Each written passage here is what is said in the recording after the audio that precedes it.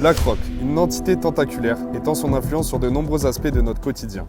Des divertissements que vous consommez avec Disney et Netflix, aux technologies que vous utilisez avec Apple et Microsoft, jusqu'à vos perspectives de futur, comme la réforme des retraites en France.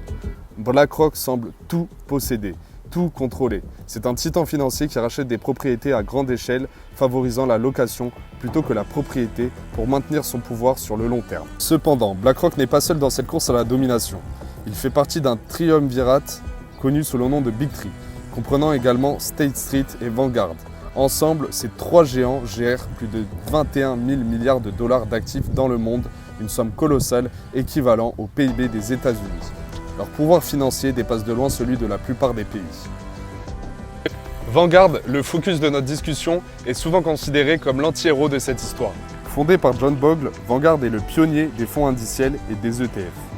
Bogle lui-même est vénéré par certains comme le messie des investisseurs en raison de sa vision de rendre les marchés financiers plus accessibles aux particuliers ordinaires sans nécessiter une expertise financière avancée. L'histoire de Bogle est incroyable. Issu d'une famille dans l'extrême pauvreté, il a réussi malgré tout à avoir une bonne éducation et à faire carrière dans la finance. Après avoir été renvoyé de Wellington Fund en 1974, Bogle a fondé Vanguard en 1975 avec une idée révolutionnaire, les fonds indiciels. Au lieu de chercher des gains spectaculaires à court terme, Bogle prônait un investissement passif à long terme, couvrant tout le marché plutôt que de parier sur des actions individuelles. Les fonds indiciels ont révolutionné l'investissement en permettant aux investisseurs ordinaires de participer aux marchés mondiaux avec des frais réduits. Vanguard, avec ses frais de transaction moyenne de seulement 0,12%, a popularisé cette approche et a contribué à faire émerger les ETF dans les années suivantes. Cependant, derrière cette façade d'innovation financière et d'accès démocratisé au marché, se cachent des questions sur le pouvoir et l'influence. Vanguard et les autres membres du Big Three détiennent des participations majoritaires dans de nombreuses grandes entreprises, influençant ainsi non seulement les marchés financiers, mais aussi les décisions stratégiques des entreprises dans lesquelles ils investissent.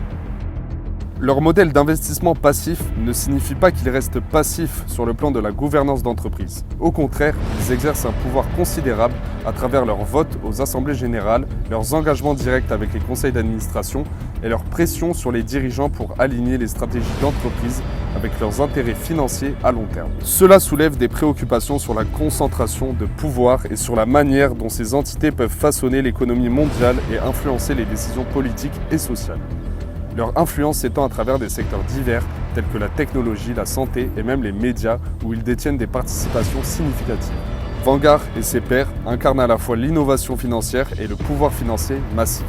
Ils ont ouvert les portes des marchés financiers à des millions d'investisseurs tout en consolidant leur propre pouvoir sur l'économie mondiale. Cette dualité entre accessibilité financière et concentration de pouvoir soulève des questions sur l'équité, la régulation et les implications à long terme pour les marchés mondiaux. Là les gars, vidéo assez courte pour vous expliquer la puissance de Vanguard et BlackRock.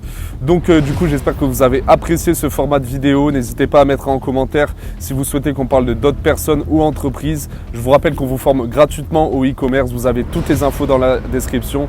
Ciao, ciao.